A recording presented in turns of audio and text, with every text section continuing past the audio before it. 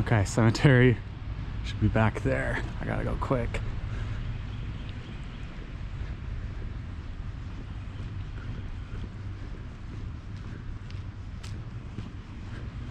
Oh crap, some people are watching me in the drive-through lane.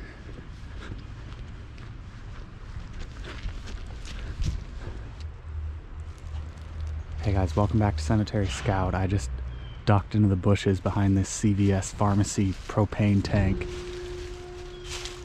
Sounds like there's somebody taking out the trash or something. I just barely got into the woods before they came out here.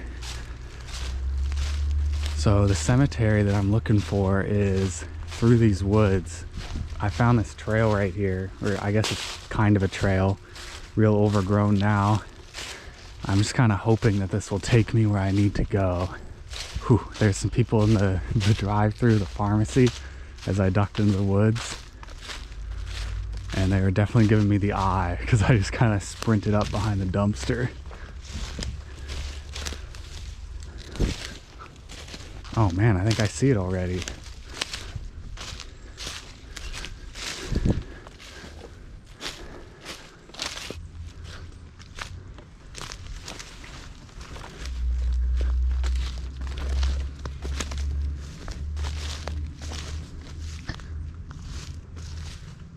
Check it out, we found it.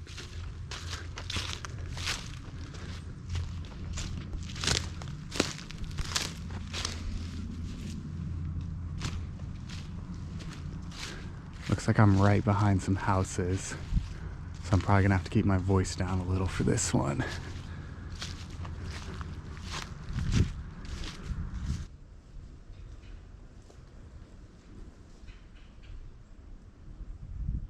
Alright, so let's start meeting some of the people buried in the cemetery. I think I'm just going to talk into the camera on this one so I can keep my voice down. Right here is our first person, Ellen A. Salisbury, born in 1839, worked as a school teacher here in Rhode Island. Dang, look at this. The cemetery is up on this raised cliff, kind of. Look at that. It's like a 12 or 15 foot drop right off the side.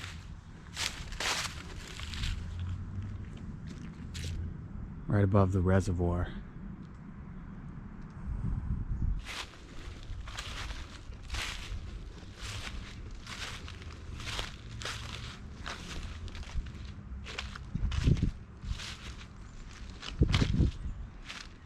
Damn, what a beautiful cemetery to just be totally tucked away and hidden like this.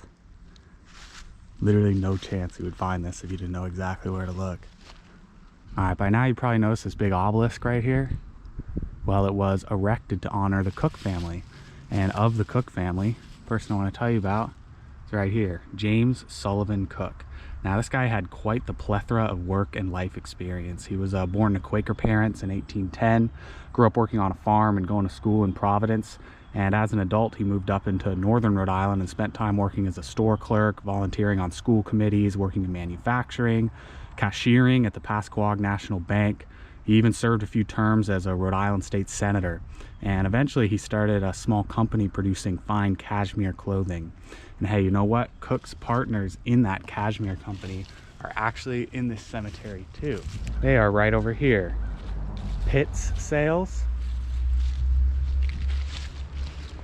and Thomas D. Sayles, also on an obelisk.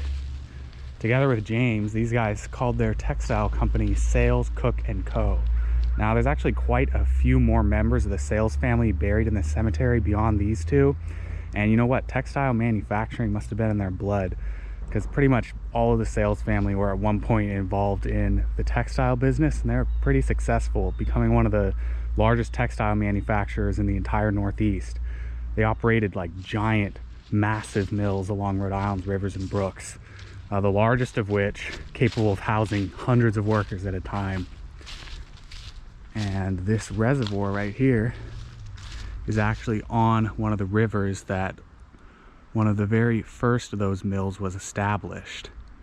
I'll cut in some footage of me visiting the site of the mill.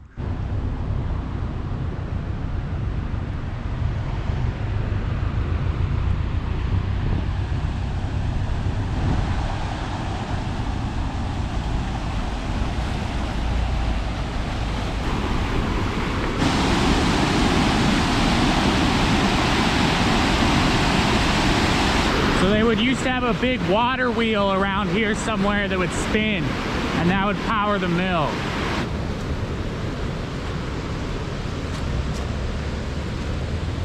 Cemetery is approximately like maybe a fifth or a quarter of a mile in the woods that way. Right here on another obelisk is the guy who actually opened that very first mill. There's Pitts and Thomas D. Sayles obelisk, and here at another one has a few more members of the Sayles family, including Daniel. You can hear how close the road is, huh? That's why I'm keeping my voice down, because I'm not exactly sure if I trespassed to get here or not. I don't know. Most of the time these cemeteries are on state land, but the land around them isn't necessarily state land, so I guess if anyone finds me, I can just say I parachuted in, right? But anyway, Daniel over there, this guy opened one of the first hubs for manufacturing wool in Rhode Island.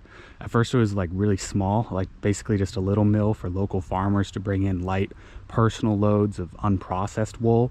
But as time passed, it ballooned into like a textile juggernaut that took Daniel's descendants into prosperity for years and years after his death. Like, for example, I believe Hardin Sayles should be around here somewhere. Yep, actually, there he is. This engraving is a lot better preserved than the others. There's his wife, Laura. Now, Hardin actually took over operation of that first little mill from his dad, Daniel, in 1819. And Hardin's actually the one that really expanded the enterprise. He opened a few other mills across the region beyond his father's first small little mill. And hey, you know, here's kind of an interesting story about Hardin and his dad. I actually found a court record from 1826 in which Hardin and Daniel were sued by a man named Ebenezer Fetteplace. Now, I did my best to look through and interpret this super long legal docket that I found from a couple hundred years ago. And by my understanding, the case went something like this. Daniel owed Ebenezer some money, and according to Ebenezer, Daniel spent the last like 8 years of his life fake selling assets to his son Hardin so that he could claim that he didn't have the money to pay off the bill. He's basically just giving all his stuff to Hardin and other members of his family legally without actually giving up much functional control over them. But the judge in the case actually ruled against Ebenezer. According to him, all the sales seemed totally good to go, legal and proper. So who knows? Maybe Daniel was dodging debt, maybe he wasn't. It's probably completely impossible to tell nowadays.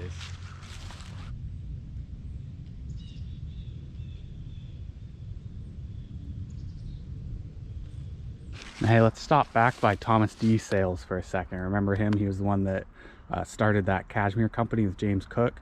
Well, he was also the man who was the helm of the main Sayles textile company when the Great Flood of 1876 swept away 30 grand worth of company equipment and buildings. Apparently it took 3 months to get everything back in working order. So, but that was a pretty rough 3 months for you, huh, Thomas? Don't envy that. Over here on the other side of the obelisk that Pitts and Thomas D are on is Daniel S. Sayles, and this is the last member of the Sayles clan that I wanted to talk about. Now this guy's kind of an enigma. Like, I couldn't really find any references to him getting involved in the family textile business or even really anything about how he fits into the family tree. My best guess based on the years is that he's the grandson of the first Daniel that we talked about, the one that opened that first mill. And really the only thing I could find that might possibly be related to this guy is a passage from a Freemasons magazine printed in 1865. The passage is titled "Caution" in big block letters, and then goes on to warn that A. Daniel Sayles has been expelled from the Order of Freemasons. What crime against the order he committed, it doesn't say. But that first Daniel I was talking about, the one who opened that first mill, was dead by 1865. So it makes sense that there's a good chance that it would be this Daniel that was the victim of that expulsion. Who knows, though? Just not sure about you, Daniel. Hard to know what kind of life you led.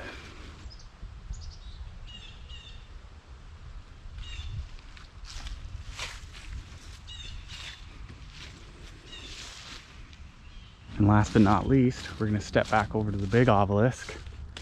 Oh, by the way, I should probably add, if you're wondering how these work, there's the obelisk here with all these people's names on them. And then down next to them is a row of smaller headstones that have the initials of each person. And that's where the actual bodies are buried, right in front of these headstones. It's a really common thing in New England cemeteries. You'll see these all over the place. But anyway, we're going back to James Sullivan Cook for a minute, because I actually want to talk about his wife. Where is she? There she is, down there. His second wife, actually. There's him, James Cook. Second wife, Elsie. And then Harriet A. Ballou, who is who I want to talk about. Eventually Harriet A. Cook, after she married James. Now, according to the accounts I read, Harriet was like a wonderful woman, super charitable, very interested in helping out her community. In fact, she was actually appointed woman visitor to Rhode Island's prisons. And you probably got no idea what a woman visitor is, right? That's the exact phrase they use, woman visitor. Well, neither did I when I first read that phrase. So I tried to do a little research to figure it out. And it's kind of funny, you know, because every account that I read basically just uses that phrase like everyone reading it is already going to know exactly what it means. You know, like I didn't really find any hard descriptions of what a woman visitor does. Every time it's mentioned in old books or newspapers, the phrase is just used how we might say firefighter today. You know, when you say firefighter, you don't stop and define the word. You just assume everybody already knows exactly what a firefighter does, right? So I just kind of had to piece together the meaning of woman visitor using context. And I'm pretty certain that the job of a woman visitor was pretty common at the time. It's basically just a woman that would go to prisons to speak to the prisoners and just kind of calm them down. You know, just listen to them talk, offer advice, kind of therapy for prisoners done by women. And, you know, as I was putting together this video, I was really thinking about that title, Woman Visitor. And, you know, it's a good metaphor for this cemetery at large. Because you see, at one point in history, this cemetery is probably extremely well known, right? Several of Rhode Island's most prolific textile family are buried here in these giant graves, and those don't come cheap. So I'm sure citizens of nearby towns probably knew exactly where it was.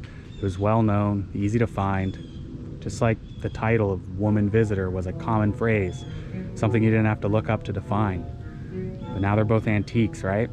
One a forgotten phrase and the other a forgotten graveyard.